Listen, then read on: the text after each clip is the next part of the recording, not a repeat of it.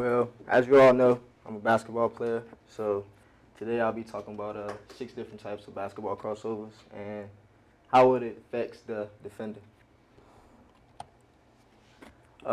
Definition of a crossover is crossover is a basketball maneuver in which a player dribbles the ball, which switches the ball rapidly from one hand to the other to make a change in direction. As you can see in the picture on the right, Steph Curry goes to the left and he crosses between his legs. As you see, the defender is turning around in circles, and Steph Curry is ready to make a shot. The history of basketball, the original crossover has been used by all 5 positions on the court, but particularly point guards and shooting guards.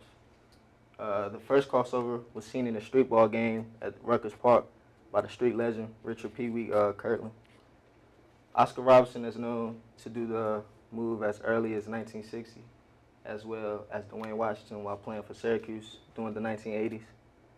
Tim Hardaway is credited for popularizing the killer crossover in the NBA, while Allen Iverson popularized the double crossover. 6 different types of crossovers that I prefer is a normal crossover. Basically, the player quickly changes directions while switching the ball to the opposite hand. This move relies primarily on speed. An example of this is a player heads up court, dribbling the ball in the left hand, then makes a wide step with a good head fake. If the defender is deceived, the player can switch to dribbling with the right hand and pass the defender. Crossover allows the player an open jumper or a clear path to the basket.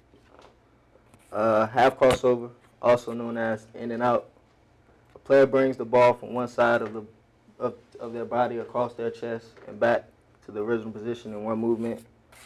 The movement is often done with the head fake and a step towards the opposite side of the original position to make it more believable. Behind the back crossover, also known as the shake and bake. Behind the back crossover is the same as the usual crossover, except the ball is dribbled behind the player. Another version of this move is called the wraparound, in which the player cups the ball in his or her hand and brings it around their back to the other side of the body in a quick, smooth motion. NBA player Jamal Crawford uses this move a lot to get his shot. And killer crossover. In this move, the player fakes in one direction, generally a wide step, and a head fake, and usually from a standstill position. The player then switches the dribble to the other hand between his legs and moves in that direction. This is one of the most efficient methods of escaping a defender who is guarding you. It is also popular in street ball because it can cause the defender to lose balance and fall in trying to react too quickly. Double crossover. This move can be considered to a go-to crossover. The offensive player crosses the ball over as with a normal or killer crossover, then quickly moves the ball back into the original position. The double crossover is not aimed at breaking free of the defender so much as causing confusion and breaking the defender's balance. And one crossover that most people like is ankle breaking crossovers, and that's when a crossover move is performed and the defender trips over himself. So basically, any crossover that you do and the person falls is an ankle breaking crossover.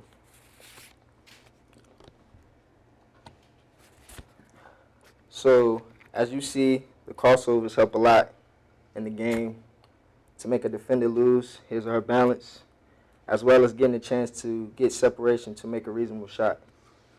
Also, this helps win games and earn a top play in basketball history. That's it.